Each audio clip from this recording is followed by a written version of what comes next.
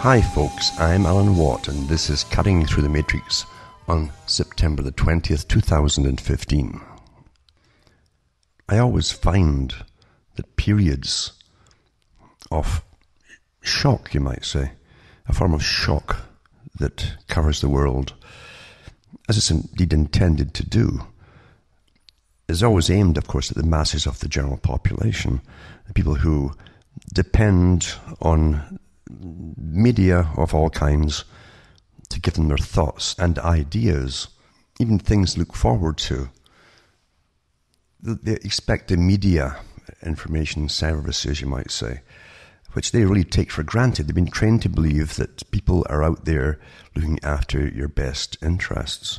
You accept on face value, basically, without any critical thinking at all, that those who own and control the media have the same values as yourself because they live in your own country, for instance.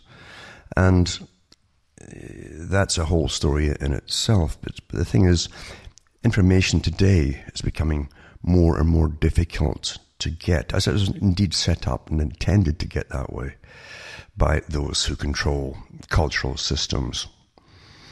And I've mentioned in detail so many times in the past that it's rather monotonous to go over certain things. But remember, this is the century of change. That's what there's an academia called it in the last century.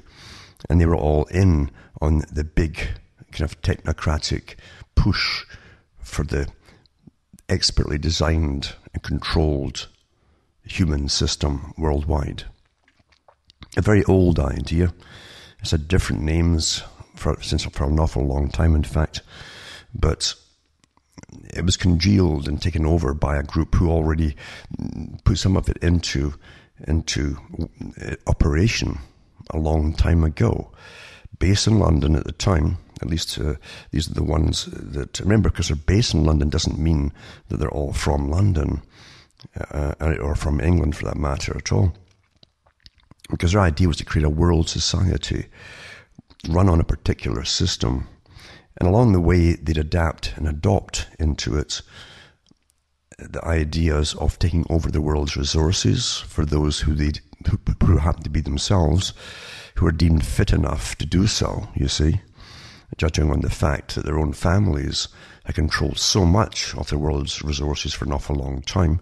They wanted to take it all over and run it properly, you see. But they also wanted to take over the systems of governance, let's call governance rather than government, because eventually governments would be done away with into a global structural domination by a world system of parliamentary, it wasn't even parliamentary basis really, more, it was a blend of the communist system and the addition of helpers of non-governmental organizations. This they would still call democracy, because technically people got some say in the things if they belonged to the proper and authorized NGOs, non-governmental organizations. The Soviet system, remember, and this is not a Soviet idea because it was a Western group who set up, and by people in the West who even they might not even belong there, but the fact is they set up a system of bringing about this entire setup for the perfected world, the perfected humanity, the perfected society, etc. And they knew all the obstacles it would take to bring it all about. They brought in the humanistic scientists of all kinds to help them set up organizations, which eventually many of them became government authorized organizations into social work and psychiatry and psychology for the masses, mental health, you might say, that would permeate all educational systems across the world eventually. And once again, they'd have a central control, generally through the United Nations organizations and its vast amount of umbrella groups and non-governmental organizations underneath it. That would the way they could standardize these programs in education and everything to train in a behavioral scientific way using those techniques that were worked out long ago by again other guys on board with this whole system of the perfectibility of the citizen. They would train the citizen. However, they also knew and boasted about, and some of the individuals involved higher up at the top knew that they themselves, being what they claimed the higher intelligentsia, had the right to retain their natural, non-indoctrinated mentality and cultural system at the top. And that again was reiterated by members such as Charles Galton Darwin, who wrote the book The Next Million Years, and how the guys at the top would remain wild men. They would not have the indoctrination.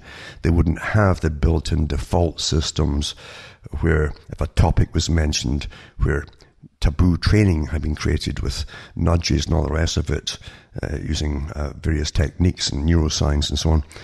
They wouldn't have that. They'd have to think freely because they would be running or piloting the spaceship Earth, you might say. So that's all part of it. So part of it was to take over the world's resources, run it properly, bring in the technocratic system step by step, very, very gradually at first again, not to scare off the people who had an idea of how their governments are supposed to operate, how the systems in the government were supposed to operate and so on.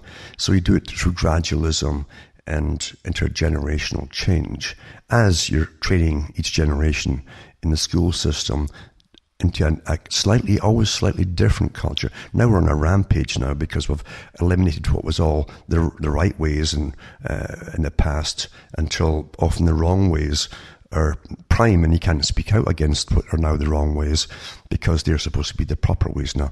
Everything's been reversed, you see, because culture itself for most countries had to be destroyed, and this new mishmash brought in for the century of change, and everything's rampaging ahead at full speed now to make it all happen.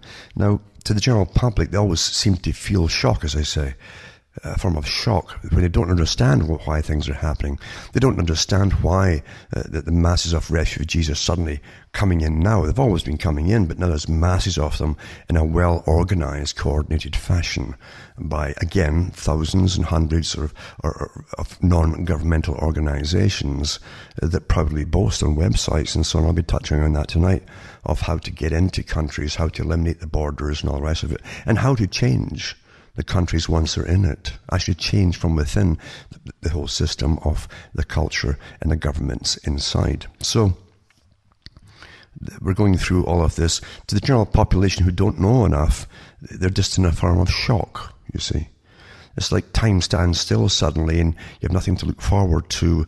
Everything is bad news and the financial system's going to take another nosedive, and it never occurs to them that everything's designed that way at the same time. Because the whole idea of technocracy was eventually to bring in a new monetary system worldwide.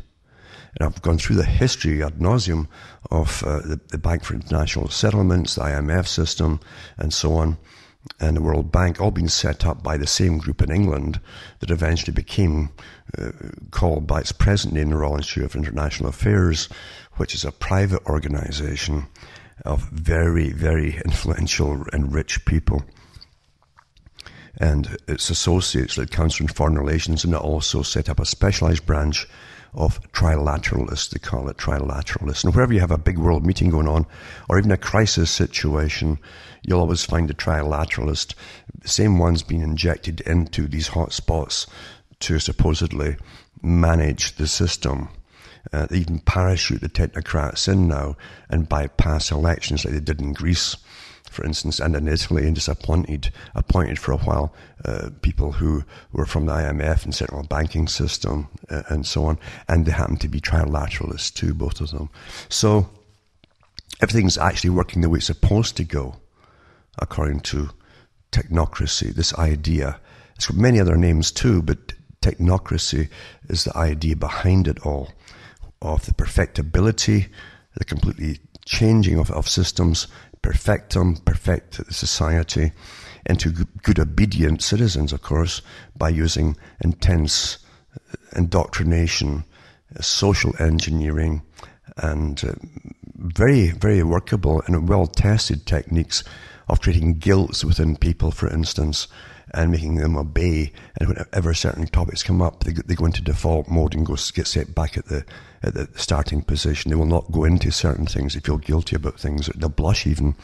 And that's the training. That's your Pavlovian conditioning.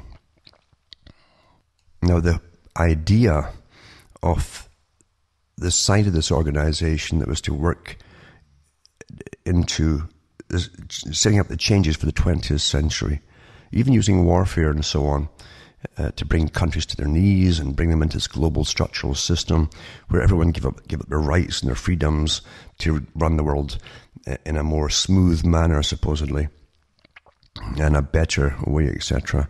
This part of technocracy launched itself openly for the first time about 1933 and 34, and even got, at the same time, for a while, a place to teach at Columbia University in the US.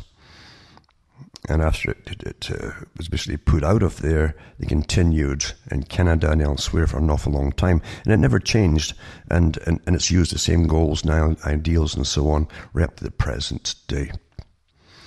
It's all through psychiatry. You find the top members who are speaking out about changing the behaviors of humanity for the better and so on are all technocrats. They're actually members of these organizations. So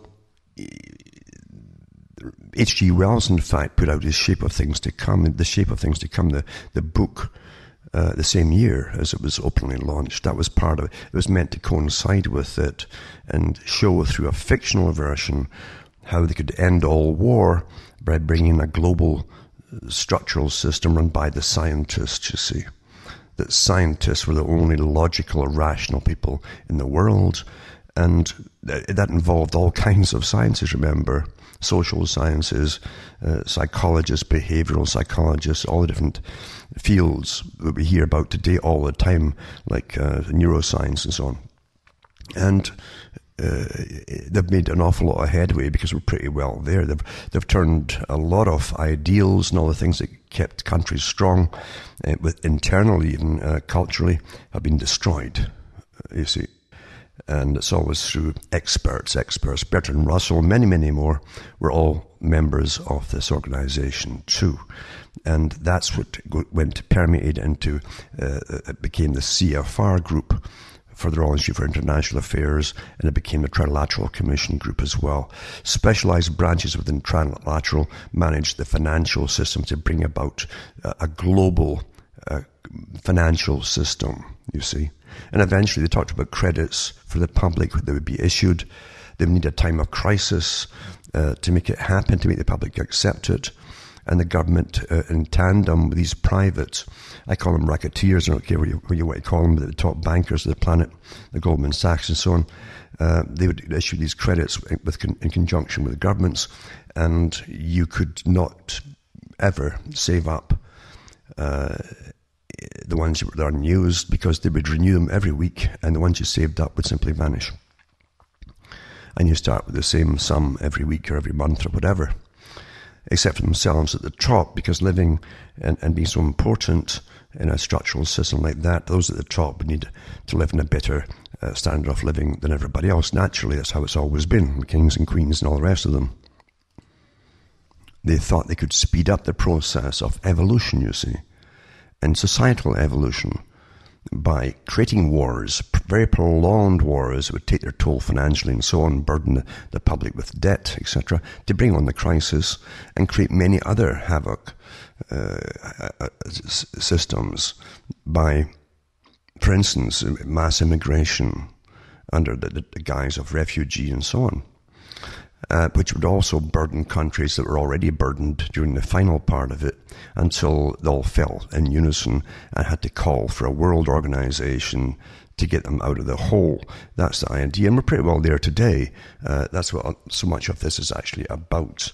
And as I say, when you look into the incredible financial backing of the organizations that are behind organizing and helping all the refugees move into the what used to be an independent sovereign states, now under the EU nations, and that shows you how far it's gone too.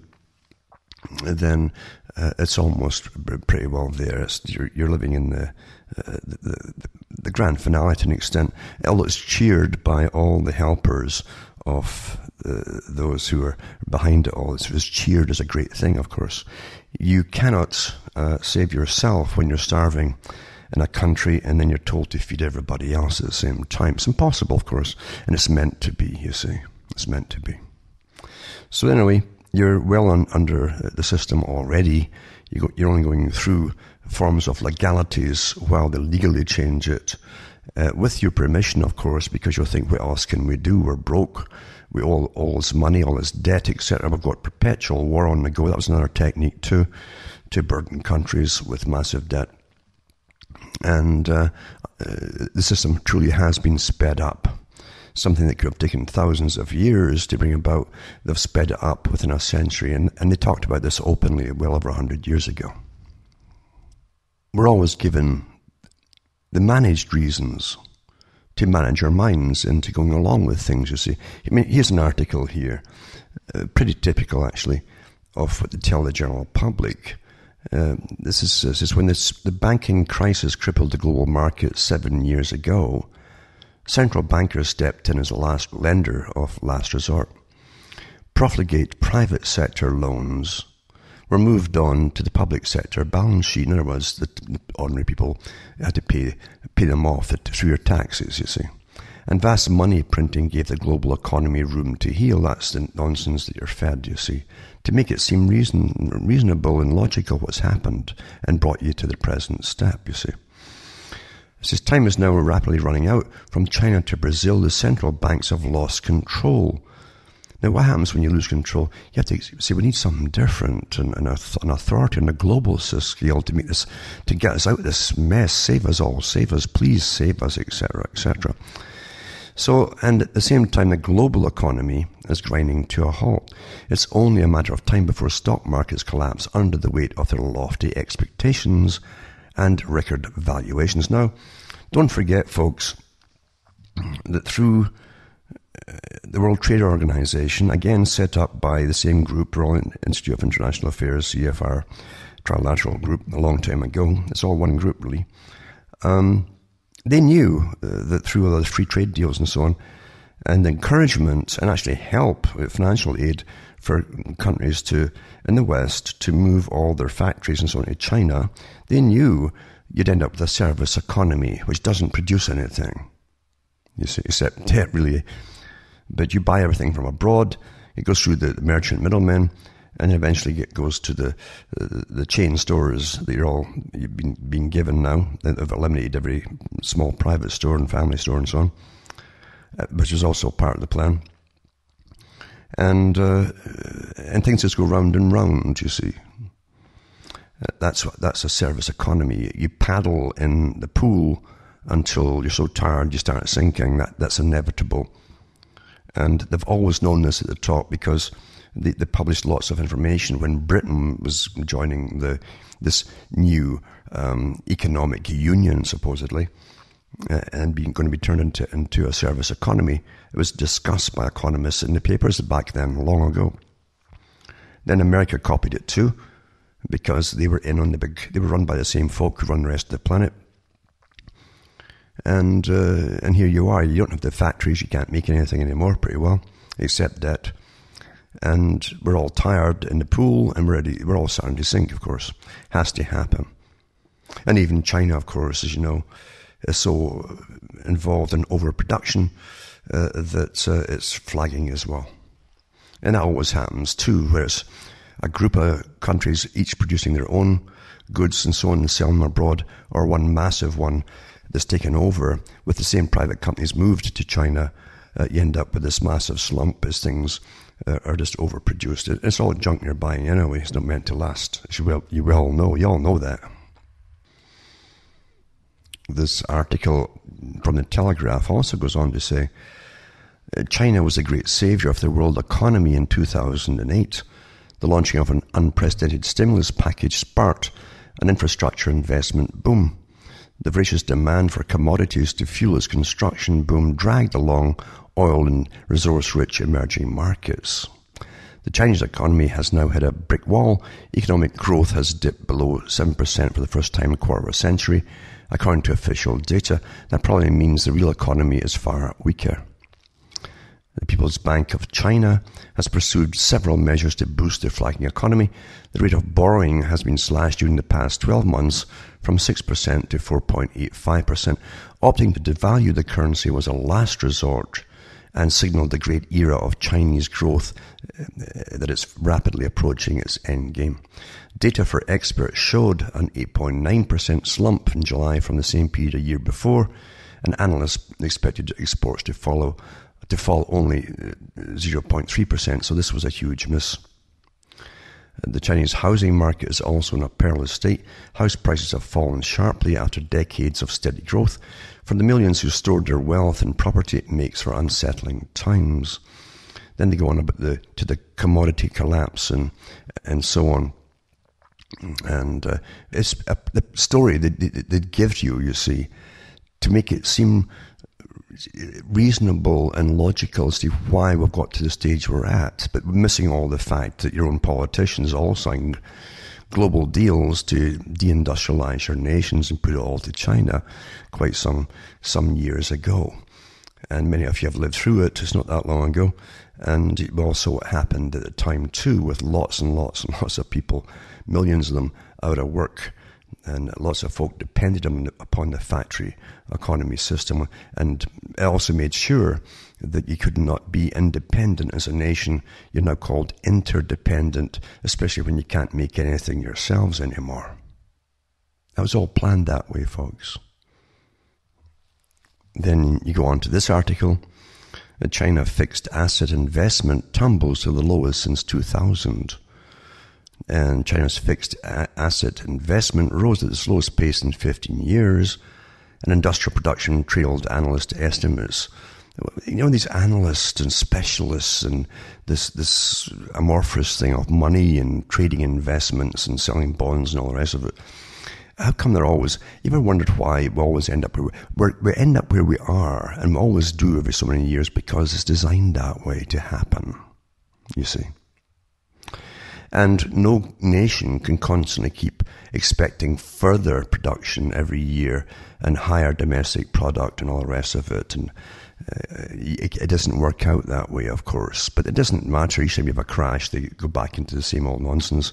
And it's designed to go that way. And you'll hear, again, they'll bring out these experts when the time is right, telling us all we can't go on like this anymore. We need a new system. That's what they're going to tell you, you see. But first they must prepare your minds to accept that, and it all seem logical to you, never realizing this is all pre-planned a long time ago. Anyway, this is industrial production trailed analyst estimates, raising further question marks over the effectiveness of government efforts to revive growth. Then they give the usual statistics game, etc., which I won't go into. And it says the economy is showing no signs of recovery. This is Ding Xuan, chief China economist at Standard Chartered PLC in Hong Kong. And it says the weakening economic figures underscore the challenge the government faces in meeting its growth target of 7%. Again, they're always fixing growth targets, right? As exports decline and producer price deflation deepens. Factory shutdowns in Beijing and surrounding provinces before a September the 3rd military parade in the capital may also have contributed to the weaker than forecast output reading. So you're meant to believe this is all there is to it, you see, just China's having a slump. They never mention the fact you should be making all your own stuff anyway in your own countries. Isn't that amazing? Because folk will read this and think, well, geez, we've all had it if China goes, you see. But it never occurs to them that we always made our own stuff before at home, you know. It's quite astonishing to me, anyway. I kind of look at the whole world and the sociology of it and the behavioral manipulations of it all by the experts who all belong to the same organizations and this big pyramid system. And you can see how it's all manipulated from generation to generation. Quite something. And this is demand for industrial products from domestic and overseas markets is still on the weak side. We're all broke. We can't afford to buy anything. as they constantly devalue the currencies abroad, as it's all designed to go, you see, folk just stop buying because they don't have the cash anymore. The hammered the stakes with Obamacare at the right time from a technocrat's point of view, because this is exactly when you'd have that extra cash that's now going to Obamacare, this $800 a month sort of thing for the average person, single person, on a fairly low income, by the way.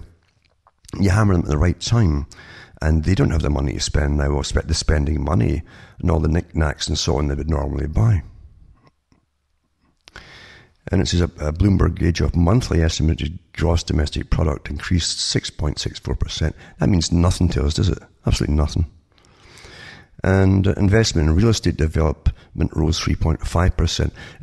Nothing has ever gone up. Never mind the fact it's riddled with corruption. Remember, every price is someone's idea. Then you have a cabal getting together.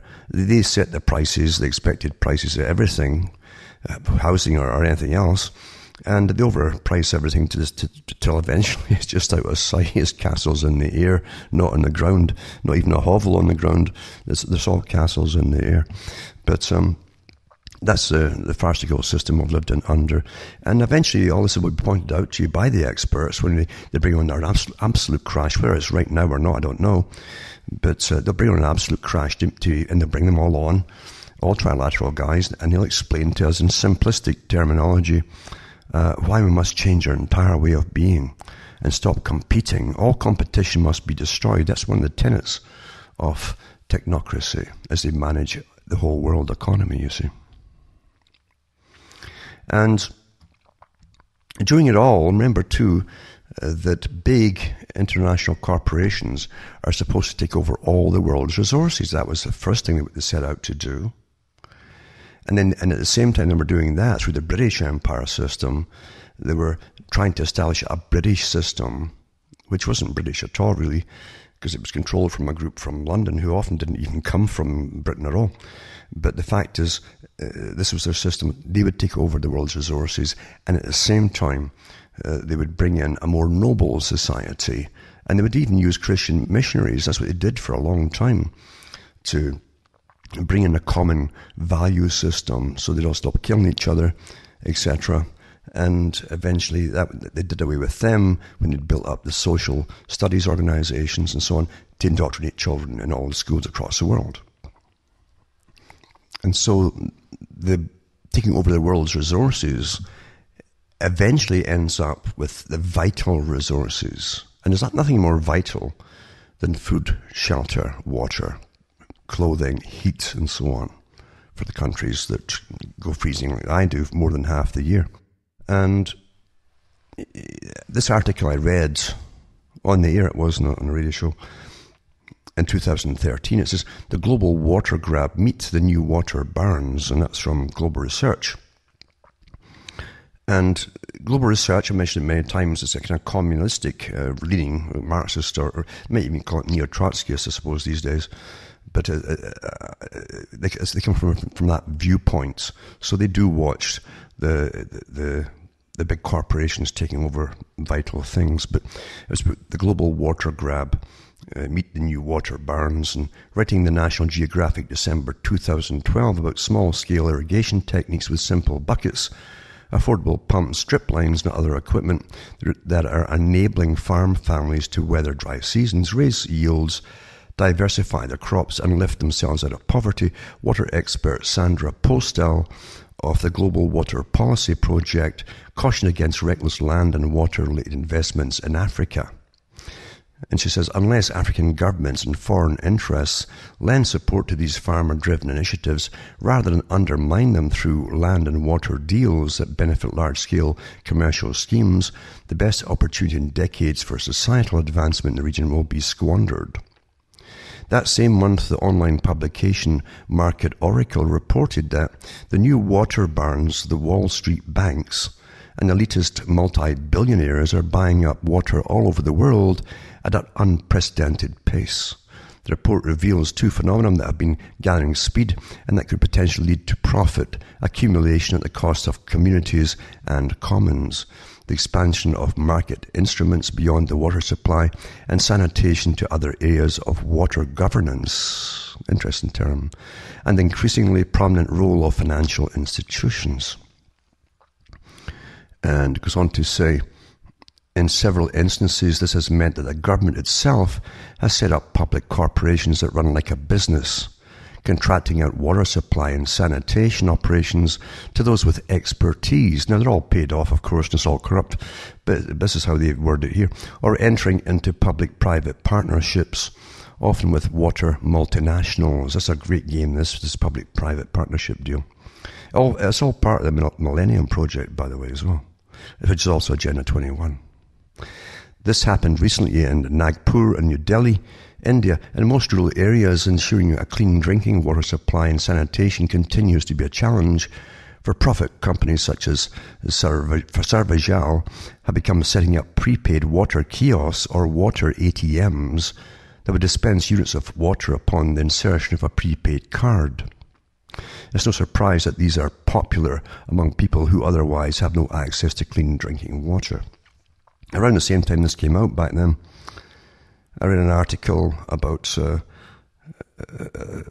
of the big agribusinesses that was involved. In fact, Rothschilds had a big hand in it, in fact, with their family businesses, of buying up all the farms around India and putting them off the land and so on, and taking them over after, again, the usual con games to get them into a state of poverty and owing money and so on. And so much of the drinking water in India was getting polluted because they brought in GM crops with all the chemical fertilizers and so on. These chemicals which they use which we've had in the West for a long time now, as we all go sterile with it too, and have lots of cancers, are being applied across the world to many of the countries to make sure their populations get their doses too of the bisphenols and etc. And all the other things that make you basically sterile and make you basically what they do is female hormone estrogen mimicker, and it causes lots and lots of problems. But they've been contaminating so much of the water supply, the fresh drinking water, that in come the big boys again, same boys that run everything else, and say, well, now that we've done this to you, we'll give you fresh water, but it's going to cost you big money, and we'll own it all. And this is the game. This is the game. It's quite simple, folks. It's quite simple. It goes on all the time in business. And it says here that with climate change, however, the water crisis is no longer perceived as confined to developing countries or even primarily a concern related to water supply and sanitation. Freshwater commons are becoming degraded and depleted in both developed and developing countries. In the US, diversion of water for expanded commodity crop production, biofuels, that was another big gimmick, and gas hydrofracking is compounding the crisis in rural areas. They knew all that before they did it, you see. It all works together for the common outcome, you see. In areas ranging from the Ogallala Aquifer to the Great Lakes in North America, water has been referred to as liquid gold.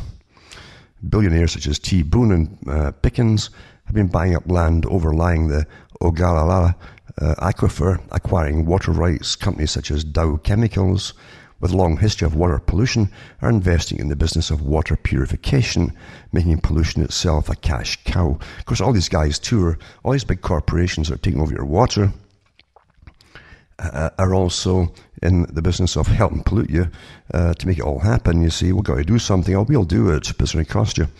That's the technique that's being used. And you'll find that the same companies too, they have big interlacing businesses with big agri-food businesses too, for making sure that they own all your food, if you want to call it that anymore. And it's astonishing really how they've done it. And your governments are all on board with it, by the way. They all passed the laws to allow them to pollute and to give you the poison food. It says, but chemical companies are not alone. GE and its competitor Siemens have extensive portfolios, including an array of water technologies to serve the needs of industrial customers, municipal water suppliers, or governments. In the last year and a half, 2 Minnesota-based companies have become large players in the business, such as Ecolab acquiring Nalco and Pentair by merging with Tyco's flow control unit, both now belonging to S&P's 500. Wonderful, isn't it?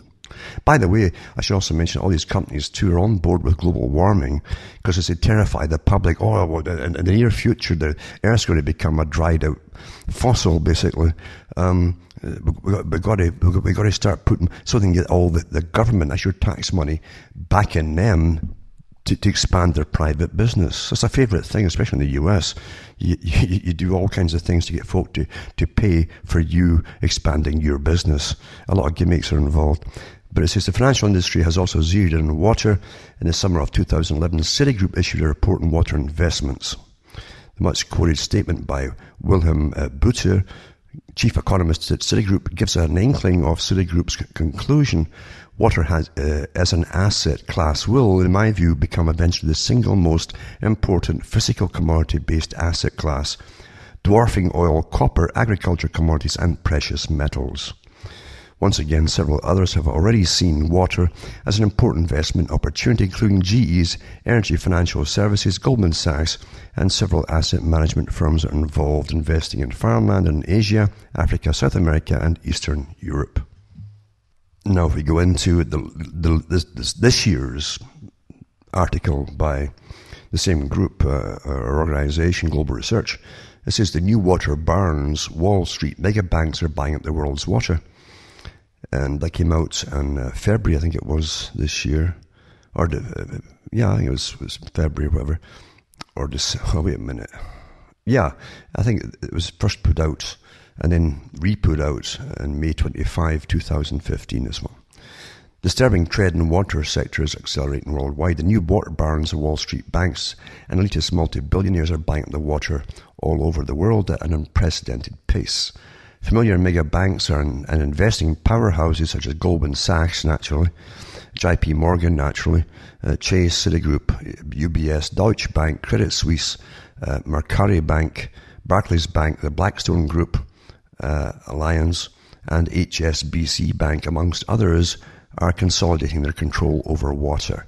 Wealthy tycoons such as T. Boone Pickens, former President George H.W. Bush and his family, Hong Kong's Lai Kai-shing, Philippines' Manuel V. Pangilinan, and other Filipino billionaires and others are also buying thousands of acres of land with aquifers, lakes, water rights, water utilities, and shares in water engineering and technology companies all over the world. The second disturbing trend is that while the new water barons are buying up water all over the world, governments are moving fast, and this is an important part too. And naturally, your own governments, you keep electing, it doesn't matter what side you collect, they're all the same, because it's all the same bunch, folks, working for the same masters. So the governments are moving fast to limit citizens' ability to become water self-sufficient. They've been doing that for years now, as evidenced by the well-publicized Gary Harrington's case in Oregon, in which the state criminalized the collection of rainwater in 3 ponds located on his private land by convicting him on 9 counts and sentencing him for 30 days in jail. Let's put this criminalization in perspective. Billionaire T. Boone Pickens owned more water rights than any other individuals in America, with rights over enough of the Ogallala Aquifer to drain approximately 200,000 acre-feet, or 65 billion gallons of water a year. But ordinary citizen Gary Harrington cannot collect rainwater runoff on 170 acres of his private land.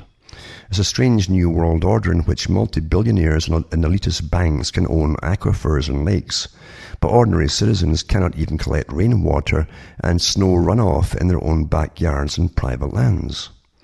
So water is the oil of the 21st century.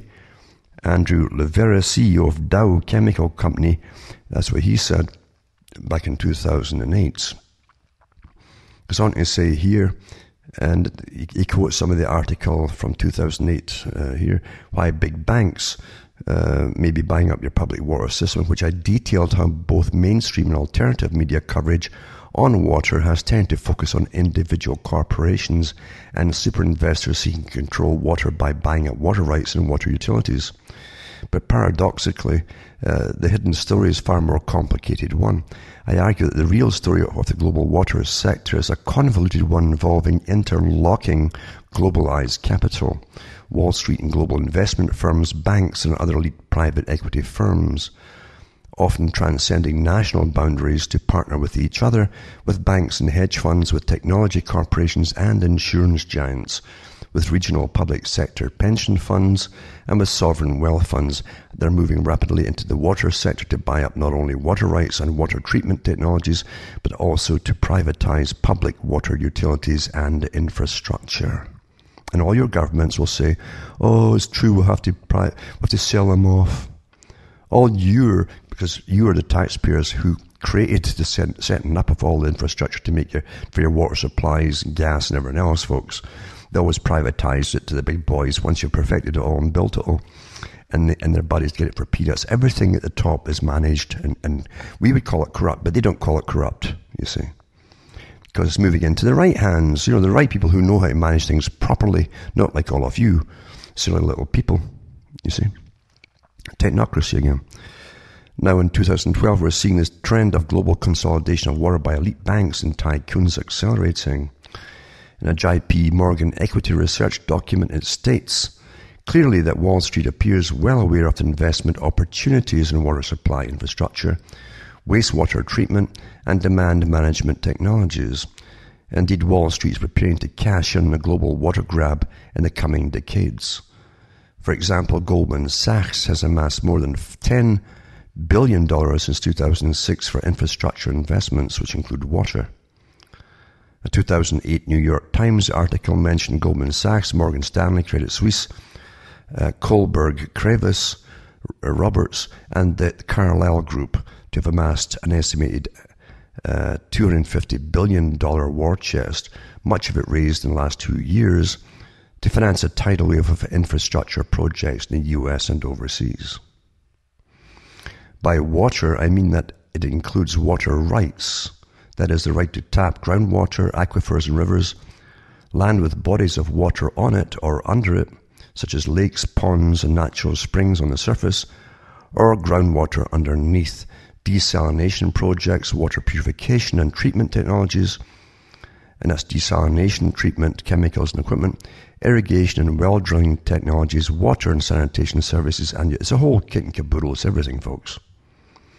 So, it says, since 2008, many giant banks and super investors are capturing more market shares in the water sector and identifying water as a critical commodity, much hotter than petroleum. And it gives you quotes again of Goldman Sachs statements, etc., how they're really pushing it as well, naturally. So, you see, everyone was planned this way a long time ago. And they've always used the public sector to build up everything, all the infrastructure which you need. And you were conned, of course, from the beginning, saying by your governments would say, well, we'll protect this, it's yours, and we'll protect that because it's vital. It's vital, you see, infrastructure. And now they're selling it all off, of course, as it was planned to do once you build it all up. Plus, they'll use their tax money to give to these big corporations to kick the whole thing off with their private-public partnership deals, which is all we pay for the upkeep for everything, as they just reap in the profits. So let's get back to technocracy, remember? And say the Royal Institute for International Affairs, which long ago was called the Lord Alfred Milner Group. And even then it was unknown to most folk, even in the British Parliament, because they kept their society as secretive as possible, to bring in this global structure where the proper folk themselves, of course, and a lot of their relatives too, would own the whole world's resources, and eventually all the vital things which you need to live, not just the playthings and all the rest of it, but all the vital things, including water and food and all the rest of it. Pretty well accomplished, and you're going through the last motions of it today as we live. And there are many guys, global warming and all that nonsense which they're pushing, and that's why all the top corporations are on board with the idea and help fund all the propaganda about it. So everything's got a reason, you see. Technocracy, of course, that's it. The proper folk will manage it all, and they'll manage it and help more cash end up in their pockets from you as time goes on. And at the same time, you've got all the professionals managing your minds And at the same time, you're just demolishing what's left of cultures and their history and all the rest of it. Most folk in the West don't put up any fight because they've already had many years of conditioning since about the 50s, and accelerating from then through educational systems, that you're all guilty of something. You're all bad people. And that must be destroyed. And it's worked awfully well. So anyway, we jump into this article here. And it says, Europe can expect millions more refugees to flood in from Syria as a war between Bashar al-Assad and rebel groups. It's not rebel groups, it's financed mercenaries of Al-Qaeda, ISIS that are run by the West, has turned the country into a living hell, a UN official has warned. So we're going to get the UN's version, and remember they're part of this whole structural system for this change that's planned. This is currently in the grip of the worst refugee crisis since the end of the Second World War. The UN has warned it's being fueled by the Syrian war, which has uprooted half of its pre-war population. They've killed an awful lot more too. I mean, and we've watched, by the way, thousands of Christians getting slaughtered over there. Very old Christian societies. Some of the old, in fact, the oldest in the world, really, have been slaughtered off, and there's been absolutely no hand going out from the UN or anybody else to help them. But says, but with the situation in Syria deteriorating, far more likely to come, warned Peter Salama, head of the UN's Children's Agency, Middle East and North Africa Division. Remember, the UN is part of this technocracy push to change all of the world and the societies and so on. And so I'll put that up tonight too. And it says, Salama suggested millions and millions more refugees could make their way to Europe in the next few years if the conflict didn't end. About 70% of the 3,000 people landing on the Greek islands daily are Syrians fleeing the war, while around half of those to cross the Mediterranean are trying to escape the conflict. By the way, there's an awful lot more from Bangladesh and India and all the other countries too that are just jumping in. Now that this term refugee, which again is a misnomer in a lot of cases, is just slapped on everybody now. It's great how terminology changes to what you actually know is going on, or what you even think is going on. It's awfully good. But it says, Salama said the country had now become a living hell for children, so they always give you the humanitarian thing, and point out that millions of people displaced within Syria are living in horrendous conditions, while more than 4 million Syrian refugees are living in neighbouring countries with rapidly dwindling aid budgets to support them. That was all planned long before they invaded Iraq, folks. It's all planned that way. By the West, or those who had already conquered the West, I should say. And it's worked awfully well, isn't it? They knew what would happen. They always start the wars and then bring in the refugees, as they call them. And along with them come folk from all over Africa and everywhere else at the same time, using the same moniker, basically. And they're not refugees, an awful lot of them from other countries, unless you want to even transfer this term refugee into economic refugees. And so on, who get in first. Remember, they're coming in first, where folk who apply can't get in at all, even from all European countries to other European, even into North America, if you do it the legal way. Anyway, it comes as shocking new figures from the Syrian Observatory of Human Rights, suggest half of the country's population has now been uprooted by the conflict. And next is estimated 10.6 million people have either been displaced from their homes within Syria, become international refugees, or killed. It says another UNHCR spokesman, William Spindler, has downplayed Salama's numbers, insisting that while UNHCR's estimate of 400,000 arrivals this year could be surpassed, we're far yet from millions. Well, the millions will come from everywhere else that's cashing in on it. And that's just a fact, folks. It's well organised, this whole movement, you see. Why do you think it's suddenly you hear about it in the media? Why do you think suddenly?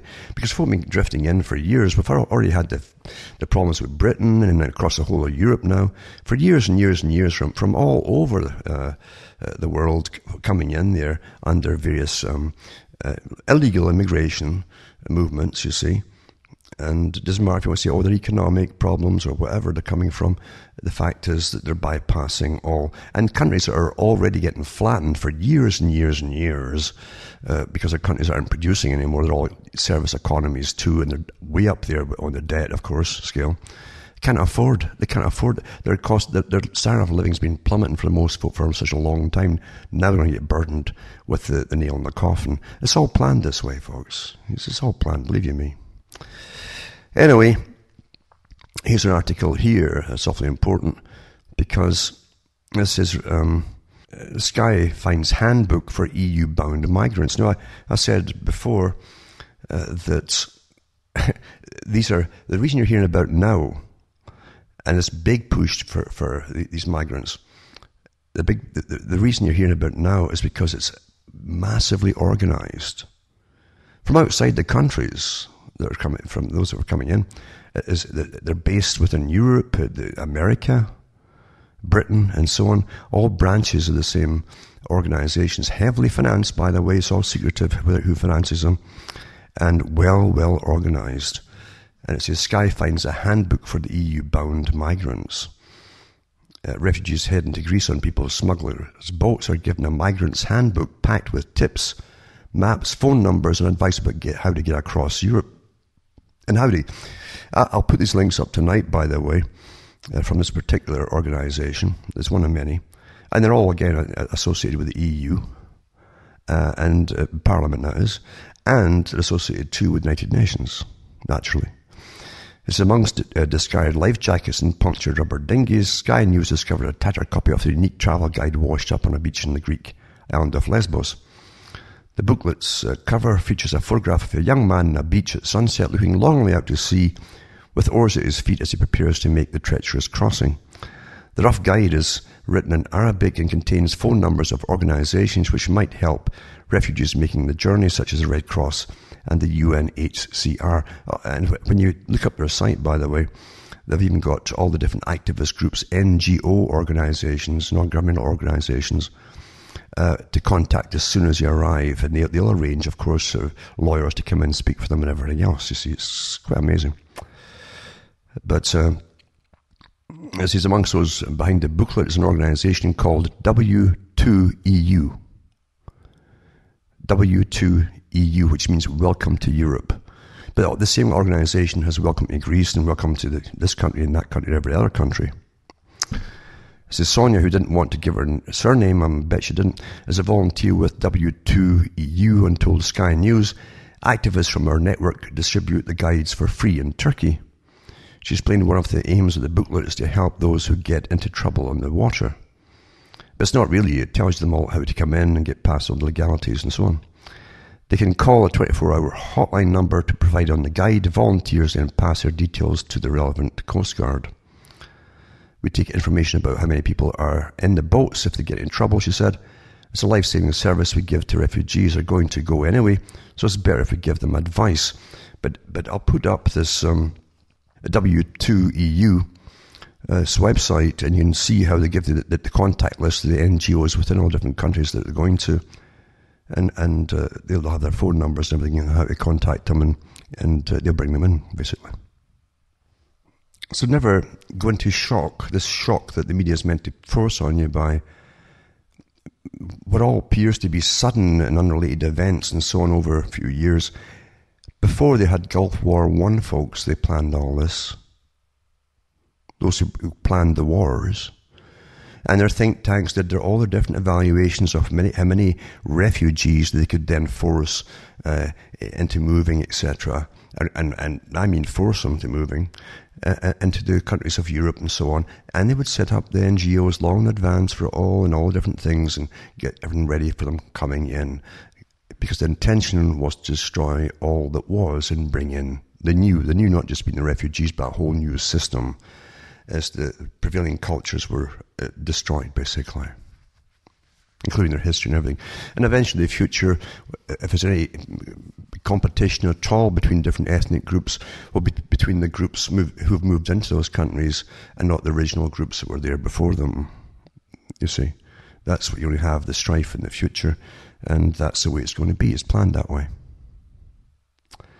So, they don't just have wars.